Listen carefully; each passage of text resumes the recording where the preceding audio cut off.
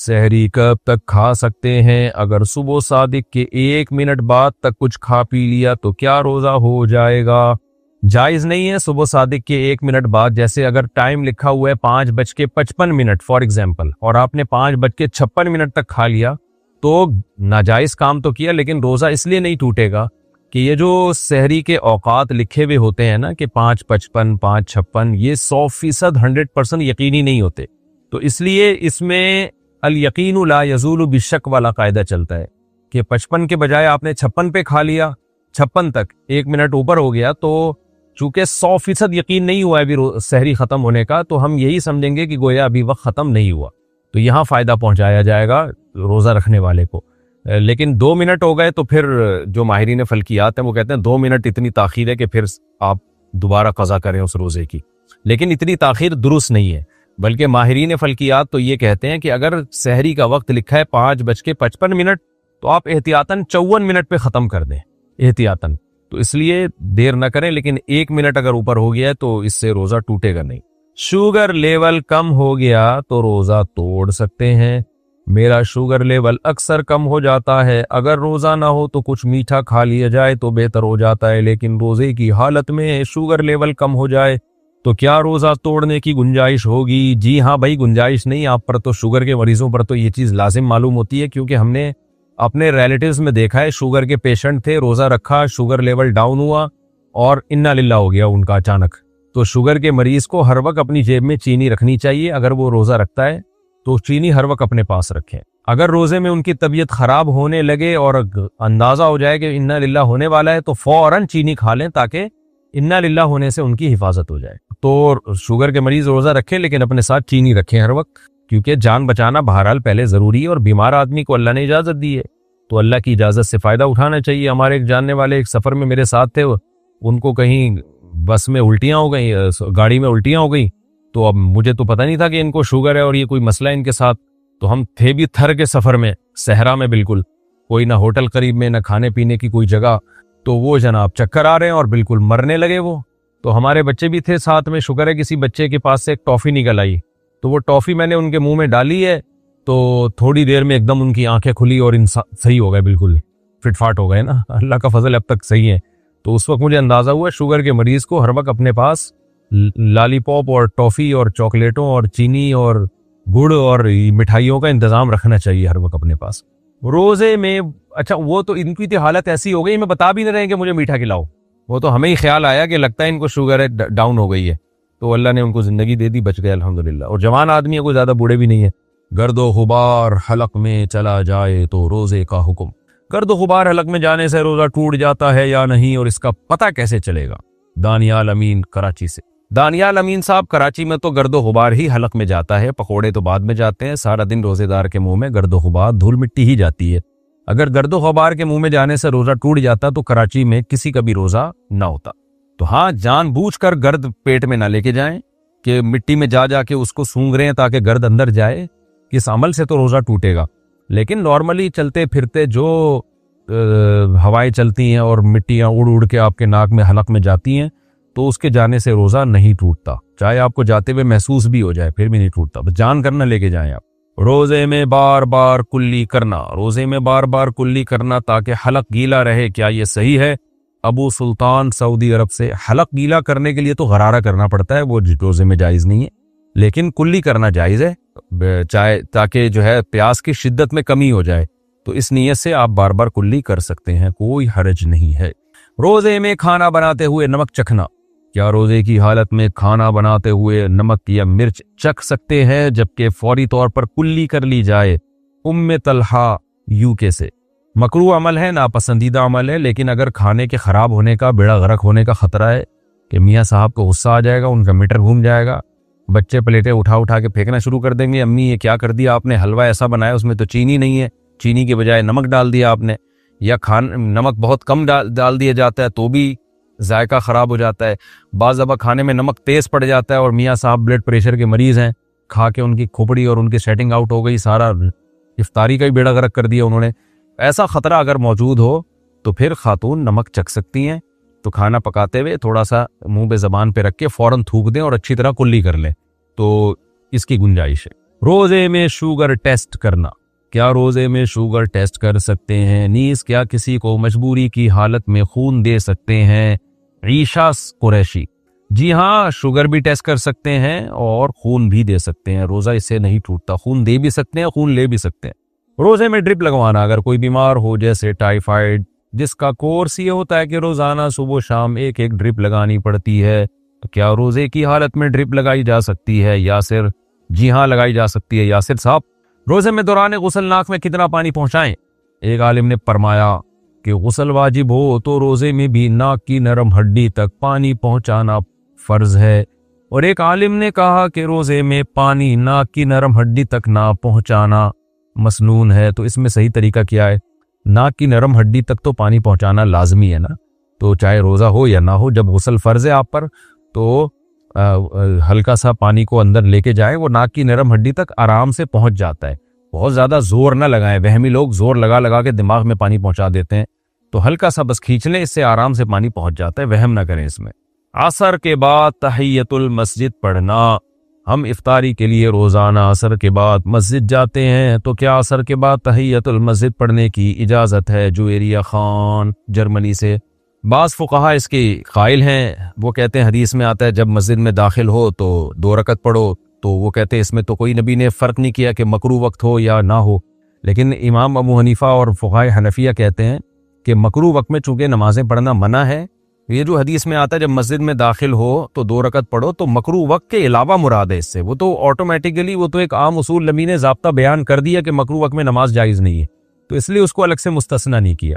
تو اگر آپ فقہ حنفی کو فالو کرتی ہیں، اردو اسپیکنگ زیادہ تر 99.9% فقہ حنفی کو ہی فالو کرتے ہیں، تو پھر آپ یہ نماز نہ پڑھیں۔ ایک فقہ کو فالو کرنا چاہیے، دوسرے پر اعتراض نہیں کرنا چاہیے، یہی طریقہ اسلام پر، شریعت پر چلنے کے لیے سب سے بہتر ہے۔ اور اگر آپ اختلافات کی بھینٹ چڑھیں گے اور بس میں ہی صحیح ہوں دوسرے غلط ہیں، تو پھر خواریت پھیلے گی، کیونکہ ہر فقیہ نے جو فتویٰ دیا ہے کسی نہ کسی دلیل کی بیس پہ دیا ہے، دلائل سب کے پاس ہوتے ہیں، فرق یہ ہوتا ہے کہ کون کس دلیل کو ترجیح دے رہا ہے، دوسرے میں تعویل کر رہا ہے۔ اسی وجہ سے عوام پر لازم ہے کہ ایک فقہ کو فالو کرے اور دوسرے پر اعتراض اور طنز نہ کرے، نہ ایسا کرے کہ بات بات پہ ایک جس فقہ کو فالو کرنے اس کو چھوڑ دیا جائے، اس سے بھی بڑی بے برکتی ہوتی ہے، اس سے خواہشات نفس کا دروازہ کھلتا ہے۔ تو آپ یہ کام نہ کریں، عصر کے بعد آپ تحیت المسجد نہ پڑھیں۔ الٹی سے روزہ ٹوٹنے کا حکم، الٹی آئی اور نگل لی تو کیا روزہ ٹوٹ جائے گا؟ طلحہ صاحب کراچی سے: اگر الٹی منہ بھر کے آئی ہے، منہ بھر کے الٹی کا مطلب یہ ہوتا ہے اتنی زیادہ الٹی تھی کہ منہ میں اس کو روکنا مشکل ہو گیا آپ کے لیے، تو پھر ایسی الٹی کو نگلنے سے روزہ ٹوٹ جاتا ہے، ادروائز تھوڑی سی الٹی کو نگلنے سے روزہ نہیں ٹوٹتا۔ کیا تراویح کے بغیر روزے صحیح ہوں گے؟ پورے رمضان کی تراویح نہیں پڑی اور تمام روزے رکھ لیے تو کیا روزے صحیح ہوئے یا نہیں؟ سلیم نسیم: دیکھیں، تراویح اگر کوئی نہ بھی پڑھے تو روزے اس کے بہرحال صحیح ہو جاتے ہیں، روزوں پہ فرق نہیں پڑتا، لیکن تراویح سنت مؤکدہ ہے، قابل ملامت ہے وہ شخص جو تراویح کی نماز نہیں پڑھتا، تو اس لیے تراویح بھی پڑھنی چاہیے۔ کبھی بہت تھکاوٹ ہو، نہیں پڑھی جا رہی تو ٹھیک ہے، کم کر دیں، مختصر کر دیں۔ ویسے سنت مؤکدہ 20 رکعتیں ہیں، اس پہ چاروں اماموں کا اتفاق ہے، حضرت عمر رضی اللہ تعالی عنہ سے 20 رکعتیں ثابت ہیں، اور شروع میں اسلاف میں ہمیں 16 رکعتیں بھی ملتی ہیں، 20 سے زیادہ بھی ملتی ہیں، لیکن بعد میں جب تحقیق ہوتی چلی گئی تو چاروں امام اس پر متفق ہو گئے کہ کم سے کم تراویح کی رکعتیں 20 ہیں۔ امام احمد بن حنبل کا بھی یہی فتویٰ ہے جو امام بخاری کے استاذ ہیں، کہ امام ترمذی نے جو ان کا نقل کیا فتویٰ، اس کو تو یہ نقل کیا کہ 20 اور 16 میں اختیار ہے اس کو، 8 کا تو کہیں بھی نہیں ملتا، ہمیں کسی اسلاف سے نہیں ملتا کسی صحیح حدیث سے کہ 8 رکعت پڑھی ہو۔ موطا امام مالک کی جو ایک 8 رکعت والی حدیث ہے اس کو خود امام مالک نہیں مانتے، تو وہ مسترب حدیث ہونے کی وجہ سے وہ ضعیف حدیث ہے۔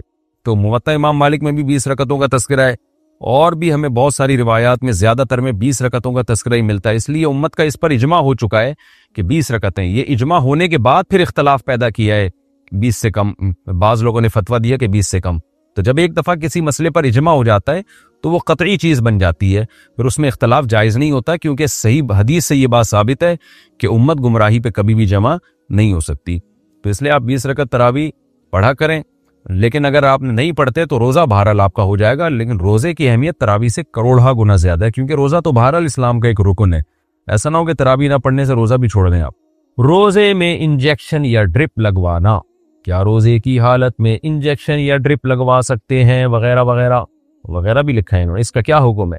دیکھیں روزہ ٹوٹتا ہے کھانے پینے سے یا مقعد کے راستے کوئی چیز باڈی میں داخل کی جائے، یعنی قضاء حاجت کے راستے سے جیسے کوئی دوا وغیرہ داخل کی جاتی ہے. اس کے علاوہ مسام کے ذریعے، اسکن کے ذریعے اگر آپ کی باڈی میں کچھ جائے گا یا نسوں کے ذریعے تو اس سے روزہ نہیں ٹوٹتا. جیسے آپ جب نہاتے ہیں تو پانی مسام کے ذریعے آپ کی اسکن میں مسام میں داخل ہوتا ہے لیکن اس سے روزہ نہیں ٹوٹتا. تو ایسے ہی ڈرپ اگر کسی نے چڑھوا لی، انجیکشن لگوا لیا تو اس سے روزہ نہیں ٹوٹتا، اس سے کوئی فرق نہیں پڑتا. بعض لوگ کہتے ہیں انجیکشن لگانے سے یا ڈرپ لگانے سے روزہ لگنا بند ہو جاتا ہے، یعنی روزے کی شدت میں کمی آ جاتی ہے تو روزے کا مقصد فوت ہو جاتا ہے. تو دیکھیں وہ تو نہانے کے بعد بھی روزے کی شدت میں کمی ہوتی ہے. آپ اگر ایئر کنڈیشن روم میں آگے بیٹھ جائیں تو وہاں بھی روزے کی شدت میں کمی ہو جاتی ہے. تو روزے کی شدت میں کمی پیدا کرنا کوئی بری چیز نہیں ہے. اللہ میاں نے ہمیں منع کیا کھانے پینے سے روزے میں، تو بس اللہ میاں کی پابندی ہی کو فالو کرنا چاہیے، کھانے پینے سے منع کیا ہے. اب اس سے جتنا روزہ اللہ لگانا چاہے لگ جائے، آپ خود سے اپنے آپ کو ٹینشنوں میں نہ ڈالیں. ایئر کنڈیشن روم میں اگر کوئی بیٹھ سکتا ہے روزے میں تاکہ روزہ نہ لگے تو بہت اچھی بات ہے. اللہ میاں نے تو نہیں کہا. کسی کو اے سی میسر نہیں ہے تو اس کو روزہ لگے گا، وہ بیچارہ دھوپ میں چل رہا ہے تو وہ اس کو ثواب زیادہ اللہ تعالیٰ دے دیں گے. تو اس لیے روزے کی شدت میں کمی پیدا کر لینا نہانے سے، ٹھنڈے پانی سے نہانے سے یا ایئر کنڈیشن روم میں بیٹھنے سے، یا بعض لوگ رمضان ٹھنڈے علاقوں میں جا کے گزارتے ہیں تو اس سے کوئی فرق نہیں پڑتا، روزہ ہو جاتا ہے، اس میں کوئی گناہ نہیں ہے. تو اسی طرح روزے میں کوئی بیمار تھا ڈرپ لگوا لی تو کوئی حرج نہیں ہے. بغیر بیماری کے بھی ڈرپ لگوا لی تو بھی روزہ ٹوٹتا نہیں ہے اس سے، لیکن ظاہر ہے کوئی پاگل ہی ہوگا جو بغیر بیماری کے ڈرپ لگوائے گا، ڈاکٹر خود بھی نہیں لگا کے دے گا اس کو.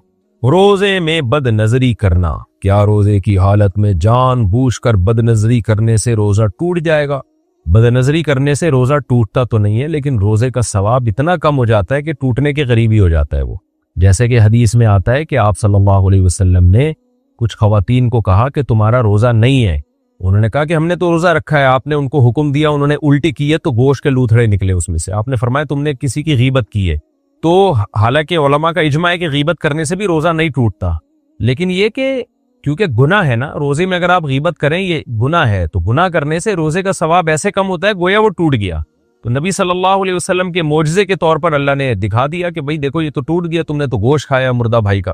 تو بد نظری کرنا، بے حیائی کرنا، روزہ فلم دیکھ کے روزے گزارنا، یہ سب چیزیں روزے کے ثواب کو کم کر دیتی ہیں. البتہ روزے کا رکن باہر علیحدہ ہو جاتا ہے. رمضان کا جو روزہ تھا اگر نہ رکھتے تو اس کا جو گناہ تھا وہ تو بہت زیادہ تھا. پھر اس لیے روزے میں گناہوں سے بچنا چاہیے. حدیث میں آتا ہے روزہ ڈھال ہے، انسان کو برائیوں سے روک لیتا ہے. اور آپ صلی اللہ علیہ وسلم نے یہ بھی فرمایا کہ رب صائم لیس لہم فی الصیام الا الجوع ورب قائم لیس لہم فی القیام الا السحر او کما قال صلی اللہ علیہ وسلم. پورے الفاظ حدیث کے عربی میں مجھے یاد نہیں ہے. نبی صلی اللہ علیہ وسلم نے فرمایا مفہوم یہ ہے کہ بہت سے روزے دار ایسے ہیں جن کو روزے میں بھوک کے علاوہ کچھ بھی حاصل نہیں ہوتا، اور بہت سے راتوں کو جاگنے والے ایسے ہیں جن کو تہجد میں سوائے نیند خراب کرنے کے کچھ بھی حاصل نہیں ہوتا. تو مطلب یہ کہ یہ لوگ ہیں جو روزہ رکھ کے بھی گناہ نہیں چھوڑتے، تہجد پڑھ کے بھی گناہ نہیں چھوڑتے. تو یہاں بھی علماء نے حدیث کا مفہوم بیان کیا ہے کہ ان کو تہجد کی برکتیں حاصل نہیں ہوتی، روزے کی برکتیں حاصل نہیں ہوتی. بہرحال روزہ بہرحال ہو جائے گا، رکن ادا ہو جائے گا، لیکن روزے میں ثواب میں بہت کمی ہوگی. پرفیوم کا ذائقہ حلق میں محسوس ہو تو روزے کا حکم. ایسا پرفیوم جس کا اثر ناک اور حلق میں محسوس ہوتا ہو، اسے روزے میں استعمال کرنا کیسا ہے؟ محمد زید جدہ سے. جان بوجھ کر ناک میں پرفیوم ڈالنا یہ جائز نہیں ہے، اس سے روزہ ٹوٹ جائے گا. لیکن آپ نے پرفیوم لگایا، نیت آپ کی سونگھنے کی نہیں تھی کہ ناک کے اندر اس کے ذرات لے کے جائیں، لیکن چلے گئے تو انشاءاللہ اس سے روزہ نہیں ٹوٹے گا آپ کا. یہ ایسے ہی ہے جیسے گرد و غبار میں آپ اپنے کام سے جا رہے تھے، گرد و غبار پیٹ میں چلی گئی تو اس سے روزہ نہیں ٹوٹتا. تو ایسے ہی پرفیوم آپ نے لگایا اور پھر اس کا وہ خود بخود اس کے ذرات ناک میں چلے گئے تو روزہ نہیں ٹوٹتا. لیکن آپ باقاعدہ نیت کر کے پرفیوم کا اسپرے کریں گے اور اس کو سونگھ کے ناک میں لے کے جائیں گے تو پھر روزہ ٹوٹ جائے گا. بہتر یہی ہے کہ ایسا، ویسے بھی الکوہلک پرفیوم جو ہے نا، یہ ان کی خوشبو سے انسان کو سکون نہیں ملتا، یہ خوب سمجھ لیں. یہ وقتی ایک وہ ہوتی ہے، لیکن حقیقت یہ ہے کہ یہ اس سے دماغ انسان کا بھاری ہوتا ہے. پتہ نہیں لوگ کیوں الکوہلک خوشبوئیں، جائز ہے لیکن الکوہلک خوشبوئیں جتنی بھی ہیں وہ آپ تجربہ کر کے دیکھ لیں. آپ نان الکوہلک خوشبوؤں کا ذرا عادت تو ڈالیں تو آپ کو پتہ چلے گا اس میں کتنا سکون ہے، کتنے دماغ معطر ہوتا ہے اس سے. قدرتی خوشبوئیں جتنے بھی ہیں، گلاب کی خوشبو، چنبیلی کی خوشبو، عود کی خوشبو، یہ سب نان الکوہلک ہیں۔ تو اللہ نے جتنی خوشبو، رات کی رانی دیکھ لیں، دن کا راجہ دیکھ لیں، جو خوشبوئیں چل رہی ہیں اللہ کی طرف سے، خدا نے پیدا کی ہیں، آرگینک خوشبوئیں، ان میں کہیں بھی الکوہل نہیں ہوتی، یہ کتنی بھینی ہوتی ہیں، دماغ کتنا معطر ہو جاتا ہے ان سے۔ تو اس میں انگریز نے الکوہل ڈال کے اس کی وہ نیچر ہی تبدیل کر دی ہے۔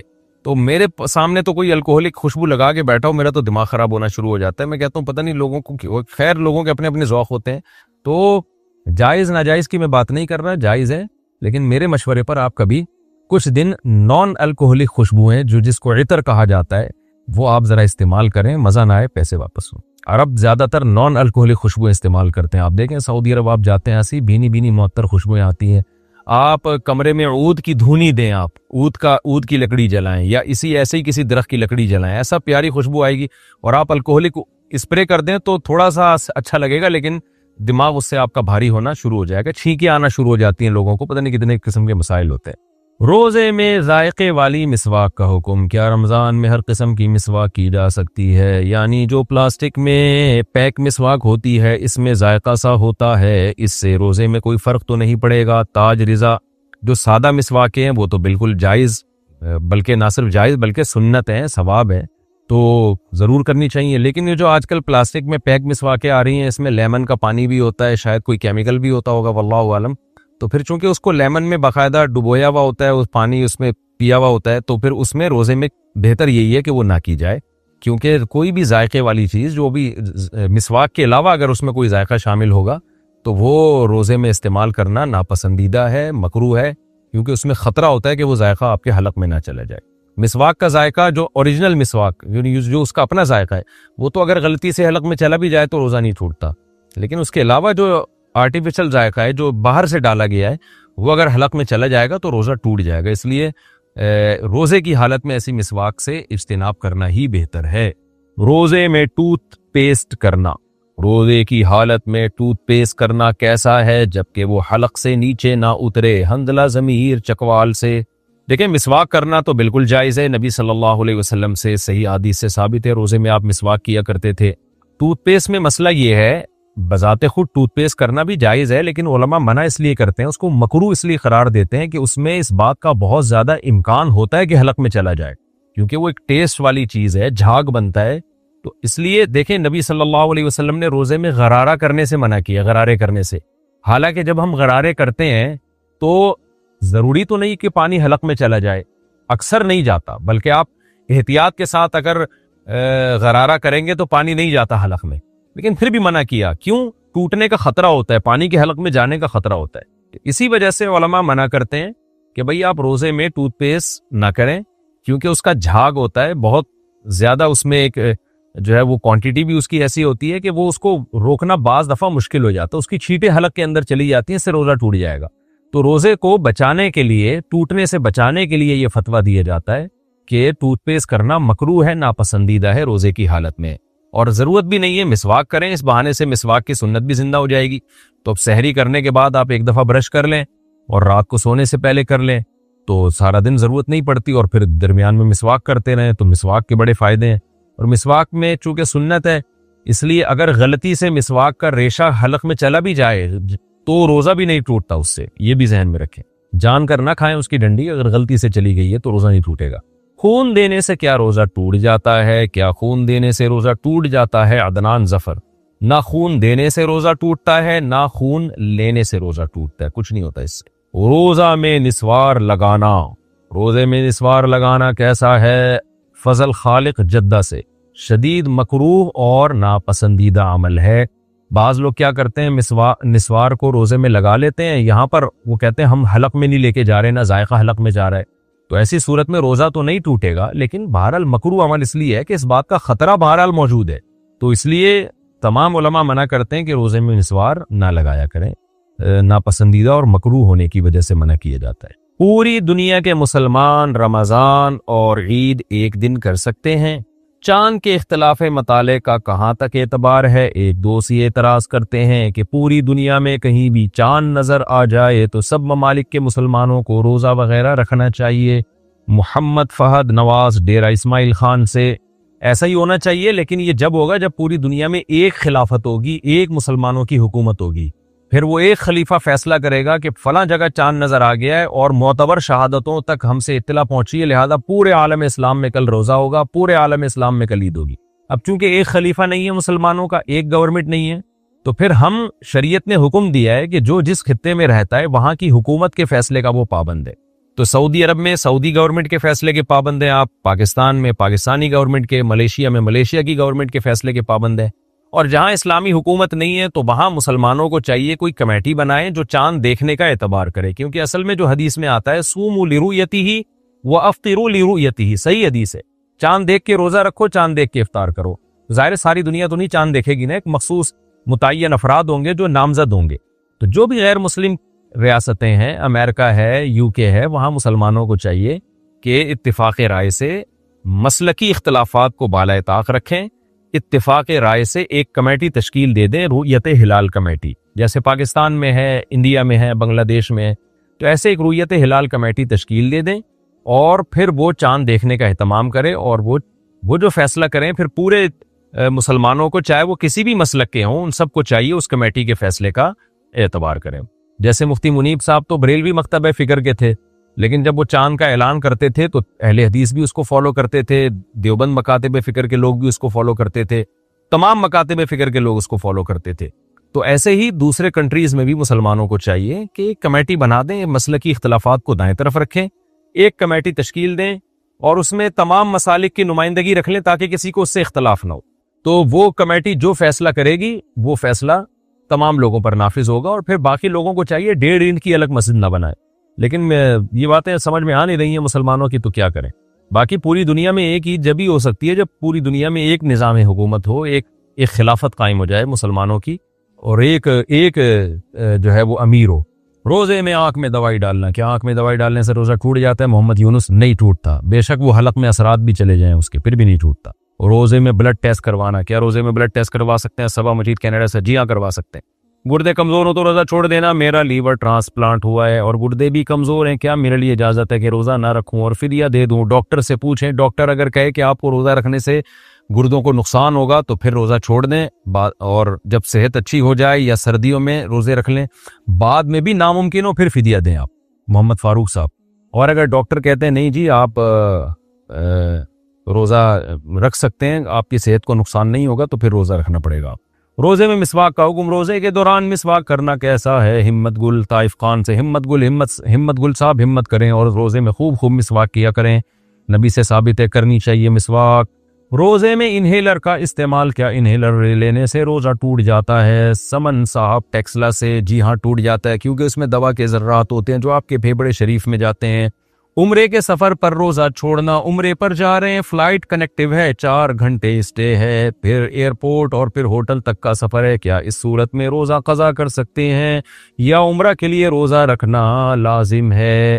اینی سحر، دیکھیں سفر میں روزہ چھوڑ سکتے ہیں، چاہے عمرے کا سفر ہو یا حج کا سفر ہو، جائز ہے، لیکن یہ اس صورت میں جائز ہے کہ جب سحری کا ٹائم آپ جس شہر میں رہتے ہیں وہاں ایئرپورٹ پہ سحری کا ٹائم ختم نہ ہو جائے، یعنی روزہ شروع ہو سفر کے دوران، ابھی آپ ایئرپورٹ پہ بیٹھے ہیں اور سحری کا ٹائم ختم ہو گیا تو ابھی تو سفر آپ کا شروع نہیں ہوا، تو یہ والا روزہ آپ پر لازم ہوگا، تو پھر اس کو کمپلیٹ کرنا بھی لازم ہوگا۔ لیکن اگر جہاز اڑ چکا ہے اور اڑنے کے بعد جناب آپ کے شہر کی حدود کو جہاز نے کراس کر دیا اور پھر اس کے بعد جا کے سحری کا ٹائم ختم ہوتا ہے، تو آپ مسافر بن چکے ہیں تو پھر آپ روزہ چھوڑ سکتے ہیں۔ رہا یہ کہ روزہ چھوڑنا افضل ہے یا رکھنا، تو اگر سفر میں روزہ رکھنے میں واقعی تکلیف ہو رہی ہے تو پھر روزہ چھوڑ دینا افضل ہے، بعد میں قضا کر لیں۔ اور اگر چھوڑنے میں تکلیف نہیں ہے، آسانی کے ساتھ رکھ سکتے ہیں، تو پھر رمضان کا روزہ سفر میں رکھ لینا یہ زیادہ افضل ہے، کیونکہ بعد میں بڑی مشکلات ہوتی ہیں، قضا کرنا بھی، سب نے روزہ رکھا ہوا ہے، رمضان کی فضیلت بھی بھرپور طریقے سے حاصل ہوگی، تو پھر رکھ لینا افضل ہے۔ روزہ کس عمر میں فرض ہے؟ میری بیٹی کی عمر 13 سال ہے مگر وہ شرعی طور پر بالغ نہیں ہوئی، کیا اس پر روزہ فرض ہے؟ نیز لڑکے پر کس عمر میں روزہ فرض ہوگا؟ ام احمد، لڑکی اگر 13 سال کی ہے اور اس کو مینسز آنا اگر شروع نہیں ہوئے ابھی تک تو اس پہ روزہ فرض نہیں ہے۔ فرض جب ہوتا ہے جب لڑکی کو مینسز آنا شروع ہو جائیں، اسی طرح لڑکے کو اگر نائٹ فال ہونا شروع ہو جائے تو جب فرسٹ ٹائم نائٹ فال ہوگا، احتلام ہوگا، تو اس پہ روزہ فرض ہو جائے گا۔ تو جیسے کسی کو رات کو لڑکے کو احتلام ہو گیا، نائٹ فال ہو گیا، تو اب اس پر لازم ہے کہ وہ غسل کرے اور عشاء کی نماز بھی پڑھے اور پھر سحری کر کے روزہ بھی رکھے۔ سحری نہ بھی کرے تو روزہ بہرحال اس کو رکھنا پڑے گا۔ بلکہ اگر کوئی لڑکا بالغ ہوا ایسے ٹائم پہ کہ روزے کا وقت شروع ہو چکا تھا، مثال کے طور پر 4:30 بجے سحری کا ٹائم ختم ہو رہا ہے، تو کوئی نوجوان 4:30 بجے کے بعد اس کو نائٹ فال ہوا، احتلام ہوا، تو اس نے تو روزہ نہیں رکھا تھا یا اس کے والدین نے نہیں رکھوایا یہ کہہ کے کہ یہ بچہ بھی نابالغ ہے، تو اب جیسے ہی اس کو روزے کے شروع ہونے کے بعد نائٹ فال ہوگا، تو اگرچہ وہ کھانا کھاتا پیتا رہا ہے، لیکن جیسے ہی اس کو نائٹ فال ہوگا تو وہ بالغ ہو جائے گا، اور بالغ ہونے کے بعد افطاری تک اب اس کے لیے کھانا پینا ناجائز ہو جائے گا۔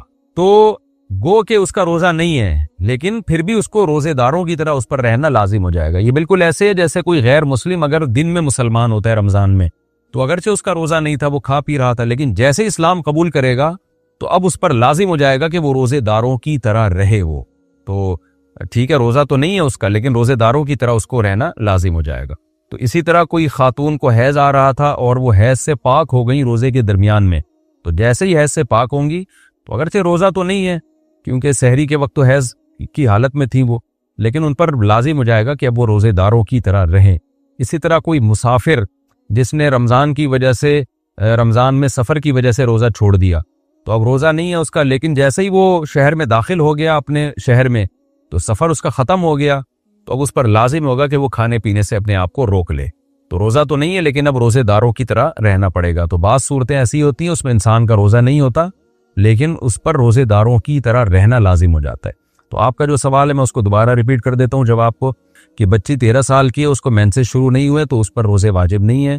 لڑکے کو اگر نائٹ فال نہیں ہوا، احتلام نہیں ہوا، تو اس پہ روزہ واجب نہیں ہے۔